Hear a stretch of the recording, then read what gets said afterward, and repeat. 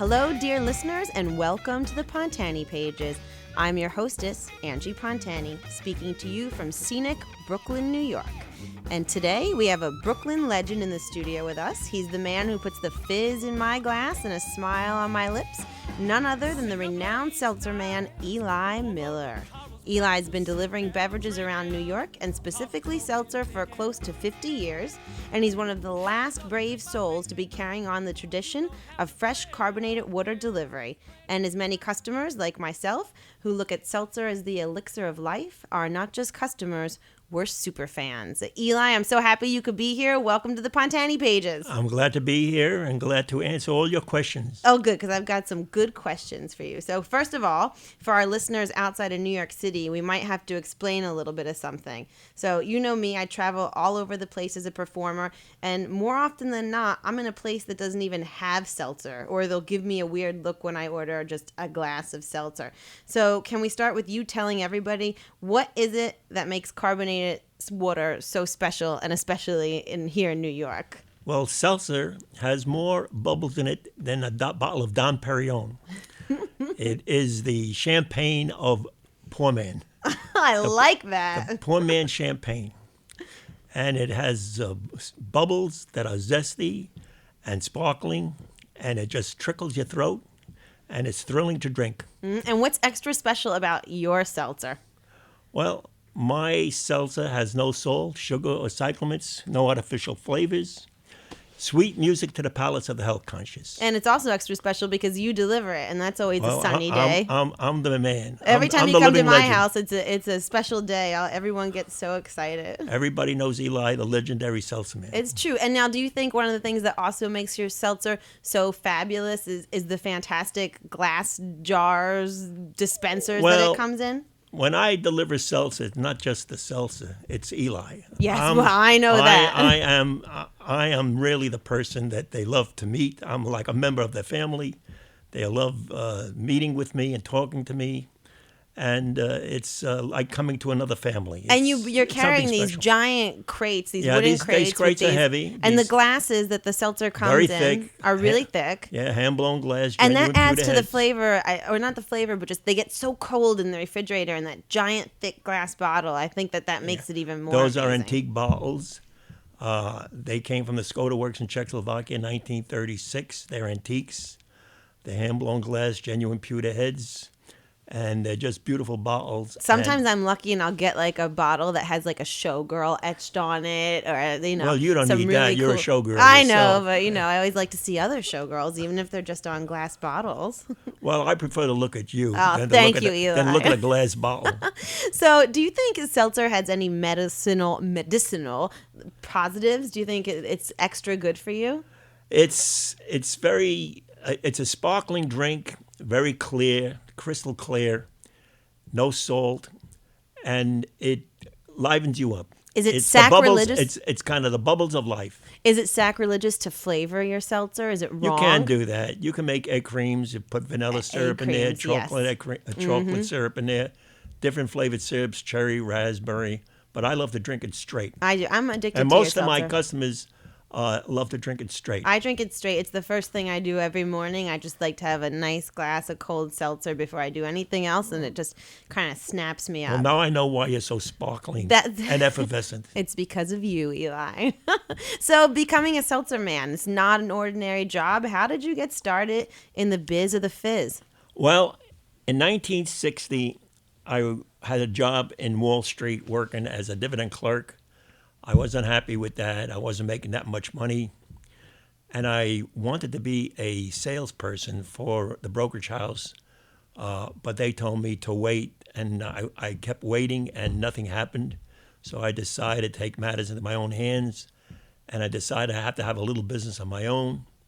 So I started delivering seltzer water and soda and beer in Bedford-Stuyvesant. At that time, everybody thought I was crazy because at that time, there was a lot of discrimination against the blacks, and they felt that it was too dangerous to go into that type of neighborhood. Mm-hmm. But I went there, and I found the people just wonderful. They treated me with respect, and I treated them with the same respect, and I built up a very nice clientele of people. And then from there, I spread to different neighborhoods, Brooklyn Heights, Cobble Hill, Borough Park, Bensonhurst. So I built up a nice route. And so But there I was never good forget living. I never forget the graciousness of the people in Bedford-Stuyvesant. They were so considerate to me, and I have a close affinity with black people. Well, everybody loves seltzer. Kind of brings people together. Seltzer is the bond that makes people joyful and friendly. So it was a good living. I mean, it is a good living, clearly. It's a good living. It's a hard living. It's not easy. It's a very laborious type of job. But the reward is the people, the closeness that you come to meeting these people. And my customers are like family to me. They're wonderful people. No, and you They're must all have professions. amazing stories about it, too, because now, I mean, sure, you started in Bed-Stuy, but now you're everywhere. I mean, I'm you're all delivering to all different Deliver all- races, religions, Everything. cultures, All different cultures, all families, different religions, businesses. Who are some of the people that are on your seltzer route right now? I mean, Well, I have a lot of women doctors on my route. I'm proud that Dr. Phyllis Hyde, she's a top oncologist at Long Island Jewish Hospital. She's a great doctor. I got Dr. Amy Haynes, top psychiatrist, Dr. Joan Brady. I got Dr. seltzer Martin makes Sowen. you smart. Dr. Martin Sowen, he's top pathologist of Kings County. His wife, Professor Jane Sowen. So I've got a lot of interesting people who I deliver to. And from the 60s till now, I mean, you just drive around all these different neighborhoods. Yeah, you every see day, this every day I'm changes a different constantly. neighborhood. Every day there's a different neighborhood. Well, when I started out in the '60s, there was a lot of uncivil. Unrest. There was a lot of the people had the wrong impressions. A lot of discriminations against black people. I never had an inkling of discrimination. That's why I started in Bedford-Stuyvesant, because nobody wanted to go in there. When I just started, people thought, the distributors thought I was crazy for going in there. And in fact, when I went in there, I gave out the first 40 cases I had to customers with their promise that they would pay me. And I went back to the distributor, and the distributor says, well, pay me for the 40 cases that you took. And I told him I'll pay you within a week, because I was promised by these people that they would pay me within a week. And he turned to his brother, and they kind of laughed and said, you'll never get that money back. And I said, you're wrong. I said, there are good people and bad people in every race and every type of ethnic group. I says, they will pay me. I went back a week later, and every single one of the black people paid me. And I proved them wrong. No, well, that's fantastic. It's true. There's good and bad people everywhere.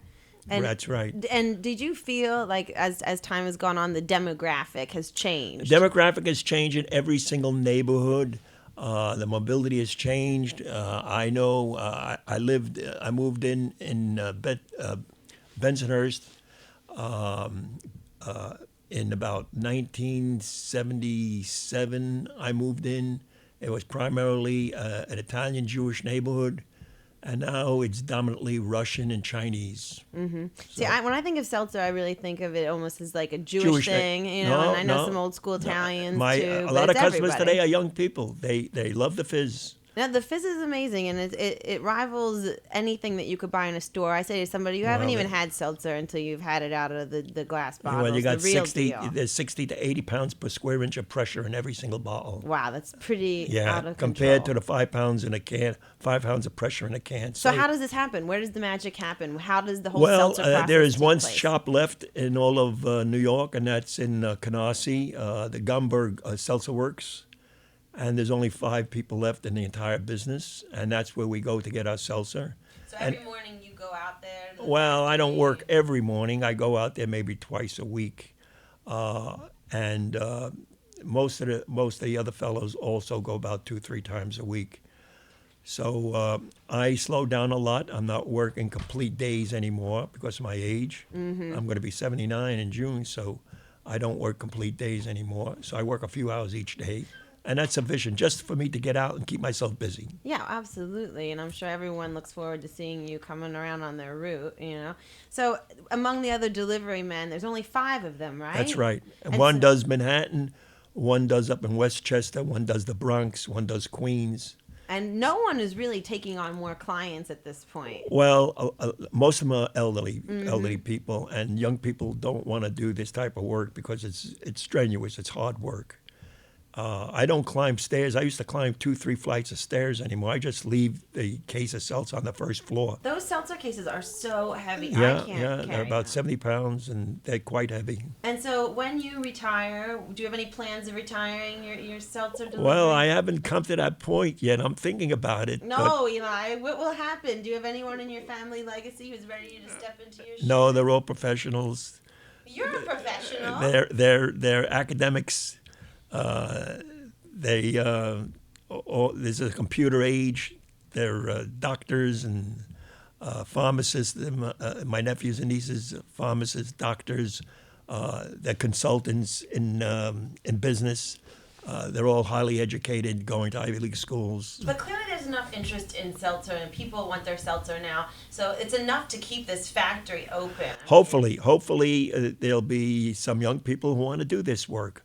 But as of present, we only have 5 guys. There are no young people interested in coming in and doing this type of laborious work.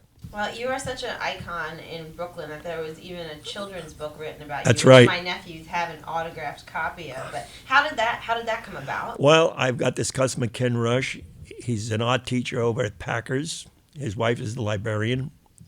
He had approached me that he'd like to do a story about me. He asked me to sit down with him, and we conferred about the type of story we would have. And he wrote this book.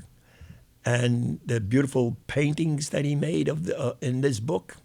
And this book is done very, very well. What is the title of it? It's The Seltzerman by Ken Rush. And where can people get it? On eBay and Amazon.com. And it's basically a tale of you going from neighborhood to neighborhood. Right. The story is me taking his 2 little girls, now Annie and Beth. At that time, they were maybe about 8 and 6 years of age. And now... Annie's married. She's about 30 years old, and Beth is about 26. And at that time, the book was written in 1993. Macmillan published it. And the story was me taking the 2 little girls on the last trip. That was to Coney Island, the last and best trip a salesman could take, the 2 little girls. So it's a lovely book. And those people that wish to get that book, they can go on eBay and Amazon.com. Okay, well, good. It's a great book for kids, and your story, and also just the story of New York, and of course Coney Island, which everyone loves.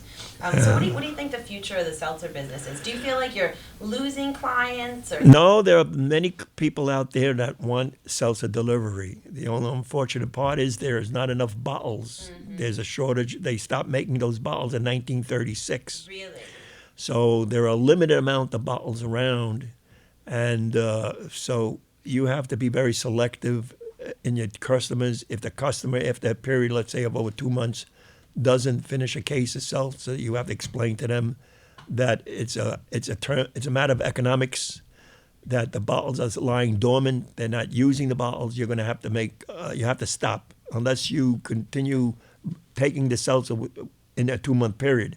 And if you don't, then I have to tell them that I'm going to have to stop. So those bottles are done. No one's making those anymore. No, they're not making them anymore. And the only way you're going to get them is from another seltzer man. Yeah, well, I've had people beg me to say, please tell Eli to add me on his route. Please tell Eli to add me on his route. Well, I'm sorry, I can't. I can only do that if bottles are available. If a customer stops, then I can put those bottles in someone else's house. So what do you think about these SodaStream machines, these make-your-own seltzer at home? I think they're made in Israel. I think this is a company in Israel, but it's a cartridge that only has about 5 pounds of pressure, and it's not as powerful as the machines that injects seltzer water into my bottles. As I said, it's anywhere from 60, 80 pounds per square inch of pressure. So it doesn't lose its fizz. It's a very powerful fizz, and that's what makes the seltzer. Well, yeah, and also you can't make an A-cream with the seltzer. No, you can't make a decent glass of seltzer unless you have real fizz to it. Absolutely, and I have to tell you, someone gave me the SodaStream for Christmas last year, and I didn't use it. I used it once, and then I was like, oh, this is terrible. And then if you make a bottle, it's good for like 2 hours, and then when you open it up, it's like 80% of the fizz is gone. Right.